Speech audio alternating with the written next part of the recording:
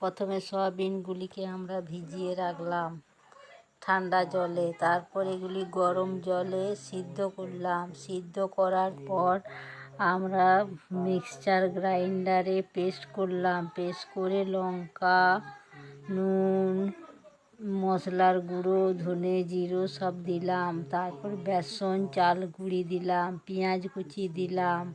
সব মিক্স করে আমরা এগুলিকে বড়ার আকারে তৈরি করলাম। এটি খেতে বেশ ভালো। এটিকে আমরা সয়াবিনের কাটলেট বলি। তোমরাও বাড়িতে এইভাবে বানিয়ে খেও, দেখবে খুব ভালো লাগবে। এরকম করে মিক্স করলাম। মিক্স করে কড়াইয়ে তেল গরম করলাম। তেল গরম করে আমরা এগুলি একটা একটা করে ছেঁকে নিলাম। এগুলি ডুবো তেলেও ছাঁকতে পারো, আবার এমনি ঠান্ডা তেলেও, এমনি অল্প তেলেও ছাঁকতে পারো। এগুলো খেতে খুব ভালোই লাগে। একবার বাড়িতে বানিয়ে দেখুন, খুব সুন্দর লাগবে। আমার চ্যানেলটি ভালো লাগলে সাবস্ক্রাইব করো, শেয়ার করো, কমেন্ট করো। কালকে আবার নতুন ভিডিও নিয়ে আসবো তোমাদের জন্য। পুজোর নতুন জামা কাপড়ের কালেকশন দেখাবো, শাড়ি দেখাবো।